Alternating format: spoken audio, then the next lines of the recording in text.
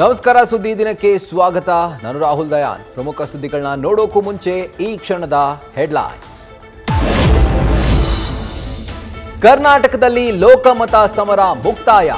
14 ಕ್ಷೇತ್ರಗಳಲ್ಲಿ ಹುಮ್ಮಸ್ಸಿನಿಂದ ಹಕ್ಕು ಚಲಾಯಿಸಿದ ಮತದಾರರು. ಘಟಾನುಘಟಿ ಅಭ್ಯರ್ಥಿಗಳ ಭವಿಷ್ಯ ಮತಯಂತ್ರಗಳಲ್ಲಿ ಭದ್ರ.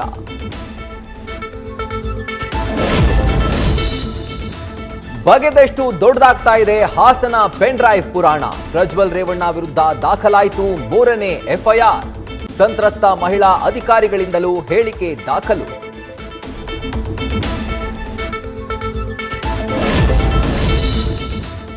ಪ್ರಜ್ವಲ್ ರೇವಣ್ಣ ಕೇಸ್ನಲ್ಲಿ ಮೌನ ಮುರಿದ ಪ್ರಧಾನಿ ಮೋದಿ. ಕೇಸ್ನ ಹೊಣೆ ರಾಜ್ಯ ಸರ್ಕಾರದ್ದೇ ಅಂತ ಪ್ರತ್ಯಸ್ತ್ರ. ಪ್ರಜ್ವಲ್ನ ಯಾಕೆ ತಡಿಲಿಲ್ಲ ಎಂದ ಮೋದಿಗೆ ಕಾಂಗ್ರೆಸ್ ತಿರುಗೇಟು.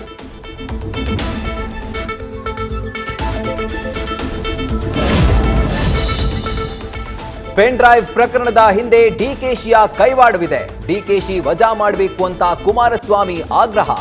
ಇದು ಎಸ್ಐಟಿ ಟೀಮ್ ಅಲ್ಲ, ಸಿದ್ದರಾಮಯ್ಯ ಟೀಮ್ ಎಂದು ಎಚ್ಡಿಕೆ ಕಿಡಿ. ದೇವರಾಜೇಗೌಡ ಆಡಿಯೋ ರಿಲೀಸ್ ಬೆನ್ನಲ್ಲೇ ಸಿಡಿದಿದ್ದ ಜೆಡಿಎಸ್. ರಾಜ್ಯದ ಹಲವೆಡೆ ಡಿಕೆಶಿ ಪ್ರತಿಕೃತಿ ದಹಿಸಿ ಆಕ್ರೋಶ. ಆರೋಪ ಸಾಬೀತಾದ್ರೆ ರಾಜಕೀಯ ನಿವೃತ್ತಿ ಎಂದ ಶ್ರೇಯಸ್ ಪಟೇಲ್.